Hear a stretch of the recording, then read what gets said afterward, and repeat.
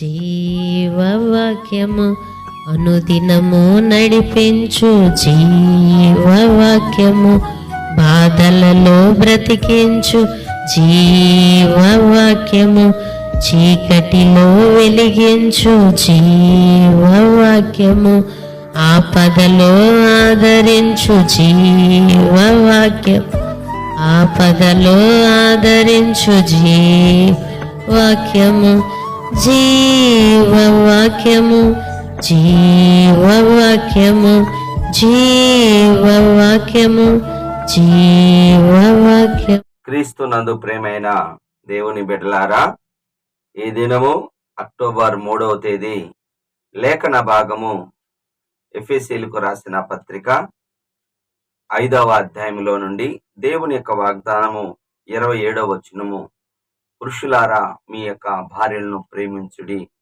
అలాగనే క్రీస్తు కూడా సంఘమును ప్రేమించి అదే ముడతైనను కలంకమైనను లేకుండా వాక్యముతో ఉదక స్నానం చేసి పవిత్రపరచుటకు తను తాను అప్పగించుకొనెను. అవును, యేసు ప్రభువారు మరి సంఘాన్ని ప్రేమించాడు. అపోస్తలుల కార్యం 20:28లో మరి తన స్వరక్తం ఇచ్చి సంపాదించిన సంఘము కలంకం లేకుండా, అంటే ఏ మత్స డాగు లేకుండా తండ్రి ఎదుట అనగా రేపు పరలోకంలో నిలబడటానికి దేవుడు మనకిస్తున్న గొప్ప సాధనాలు ఏంటి అంటే, ఒకటి నీళ్ళ లాంటి వాక్యం. మనం ప్రతిదినము మన శరీరాన్ని మరి నీళ్ళ ద్వారా శుభ్రపరచుకుంటాం, వస్త్రాలు కానీ అలాగనే దేహాన్ని కానీ. అలాగనే మరి వాక్యము చేత నీ హృదయాన్ని శుద్ధి చేసుకోవచ్చు, నీ హృదయాన్ని బాగు చేసుకోవచ్చు, కడుక్కోవచ్చు. గమనించండి, అనేకమైన లోక మాలిన్యములు పోవటానికి మరి ప్రభువే తన యొక్క మరి వాక్యాన్ని మనకు అందించాడు. తన మాట ద్వారా మనల్ని శుద్ధి చేస్తాడు. రెండోది, హెబ్రీయులకు రాసిన పత్రిక 13వ అధ్యాయం 12వ వచనంలో తన స్వరక్తము చేత పరిశుద్ధ పరచుటకై గవిని వెలుపల ఆయన మన కొరకు మరి మరణించాడు, సిలువేయబడ్డాడు. అంటే యేసు రక్తము నిన్ను స్వస్థపరుస్తుంది, యేసు రక్తము పరిశుద్ధపరిచింది. ఎలాగూ అంటే మన పాపాలు మనం ఒప్పుకునేలా ఆయన నమ్మదగిన వాడు, నీతిమంతుడు గనుక సమస్త దుర్నీతి నుండి మనల్ని పవిత్రపరిచి మనను మరి విడుదలిస్తాడు. అవును, యేసు రక్తము మరి ఎలాగంటే, ఒకటి ఒప్పుకున్నప్పుడు అదే యోహాను సువార్త 1వ అధ్యాయము 5వ వచనంలో అన్యులను సహవాసం చేసినప్పుడు యేసు రక్తము పవిత్రపరుస్తుంది. యేసు రక్తము ఎప్పుడు పవిత్రపరుస్తుంది అంటే, ఒకటి మరి ఒప్పుకున్నప్పుడు, రెండు సహవాసం చేసినప్పుడు యేసు రక్తము మనల్ని పవిత్రపరుస్తుంది, బాగు చేస్తుంది. ఇలాగా అనేక మంది దొంగలు, వ్యభిచారులు గమనించండి, పాపాత్మరాలైన స్త్రీ పాపాలు ఒప్పుకొని పశ్చాత్తాపడి మరి ప్రభుని తన బిడ్డగా ప్రభు బిడ్డగా మారిపోయింది. జక్కయ్య కూడా ఒప్పుకున్నాడు. అలాగా మనము పశ్చాత్తాపడ్డప్పుడు మనలోనికి మార్పు వస్తుంది, ప్రభు మనల్ని స్వీకరిస్తాడు.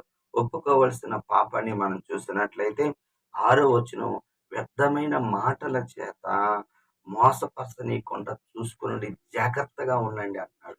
అవును, మోసపరిచే వాళ్ళు, కల్పించిన వాక్యం చెప్పే వాళ్ళు ఉన్నారు, అంటే దుర్బోధకులు ఉన్నారు. అలాగనే ఆ ధనం ద్వారా మోసపరిచే వాళ్ళు ఉన్నారు.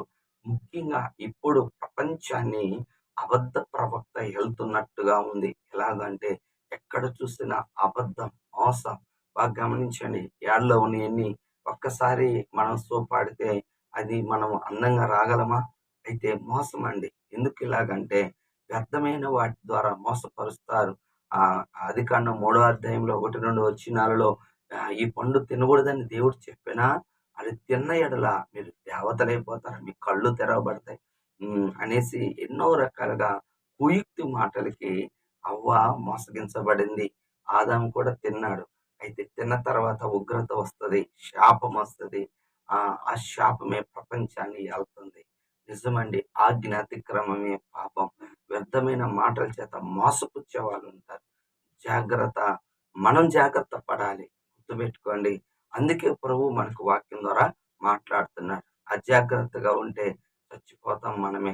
జాగ్రత్తగా ఉండమని మనుషుల గురించి జాగ్రత్తగా ఉండమని వాక్యం సెలవిస్తుంది. మరి చివరిగా ఆజ్ఞ మనం గమనించినట్లయితే 15వ వచనము, మీరు సమయమును పోనీక సద్వినియోగం చేసుకొనుచు అజ్ఞానుల వలె కాక జ్ఞానంగా నడుచుకోమన్నాడు. జ్ఞానం చాలా ప్రాముఖ్యం. ఉన్న సమయాన్ని ఇప్పుడు విడిచిపెట్టేస్తే తర్వాత ఎంత ప్రతిలాన ఎంతగా బాగా గమనించండి. దేవుడు ఈ సమయం అనుకూల సమయం రక్షించబడుటకు బాగా గమనించండి. జల ప్రళయానికి ముందు 120 సంవత్సరములు నోవహు ప్రకటించాడు. సహోదరుడా సహోదరి, నీలో మార్పు కోసం, మారు మనసు కోసం, నువ్వు దైవ రాజ్యము కోసము దేవుడు తన సేవకుడి ద్వారా, సంఘం ద్వారా నీకు తెలియచేస్తున్నాడు. అయితే నువ్వు మార్చుకుంటున్నావా లేదా? బాగా గమనించండి. లాజరు ధనవంతుడి యొక్క వాక్య భాగములో లూకాసు వార్త 16:24 వచనములో ఏమని ఉంటుంది? తండ్రివైన అబ్రహామా, నేను ఈ యొక్క అగ్ని జ్వాలలో యాతన పడుచున్నాను, నా నాలుకను చల్లార్చుటకు, మరి లాజరు యొక్క వేలుకొన ముంచి నా నాలుకను చల్లార్చుటకు నీళ్లు తెమ్మని అడుగుతున్నాడండి. అయితే అబ్రహాం గారు అంటున్నాడు, ధనవంతుడు కనికరపడు అంటున్నాడు. కనికరం లేని స్థలం అది. ఈ లోకంలో ఉన్నప్పుడే నీకు కనికరం, ఈ లోకాన్ని దాటిన తర్వాత నీకు కనికరం ఉండదు. నీ దగ్గరికి మా దగ్గరికి కాకుండా పెద్ద అగాధం ఉంది. అలాగనే నీవు నీ జీవిత కాలం అంతా నీ ఇష్టం వచ్చినట్టు సుఖాన్ని అనిపించి ఇప్పుడు పాతాళంలో కేకలు వేస్తూ యాతన పడుతూ అగ్ని జ్వాలలో అల్లాడుతున్న ఆ మనిషి అడిగినా కానీ లేదండి. సమయం మించిపోయింది, సమయము దాటిపోయింది. మత్తయి సువార్త 25వ అధ్యాయంలో కూడా మరి బుద్ధి లేని కన్యకులు అర్ధరాత్రి మరి మనిషి కుమారుగా రాజుగా వచ్చిన ఆయన్ని ఎదుర్కొనక వారి దీపాలు ఆరిపోయి అప్పుడు కొనువారి దగ్గరికి వెళ్ళి కొనుక్కొని తెచ్చుకొని దీపాన్ని వెలిగించుకొని వచ్చేసరికి తలుపు వేయబడింది. తలుపు తడుతున్నారు. మీరెవరో నాకు తెలీదు, సిద్ధపడి ఉండాలి. ప్రభువు వచ్చేలోపు సిద్ధపడి ఉండాలి.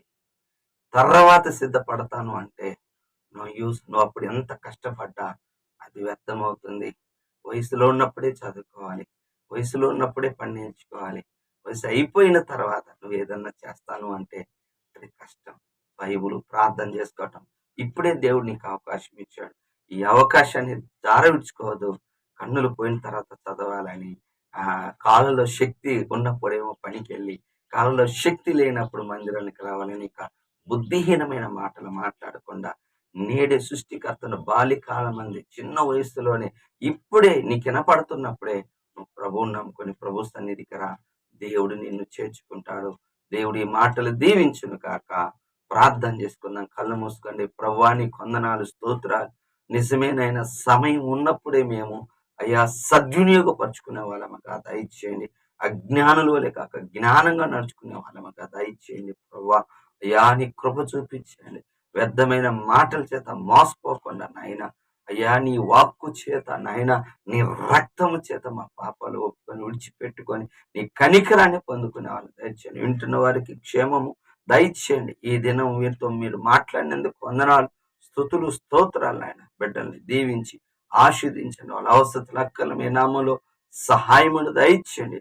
వాక్యము ద్వారా వారితో మీరు నాయన మాట్లాడుతున్నందుకు కృతజ్ఞతాస్తుతులు చెల్లిస్తూ మహిమ, ఘనత, ప్రభావాలు నువ్వే తెచ్చుకోమని యేసు నామములో ప్రార్థిస్తున్నాను తండ్రి.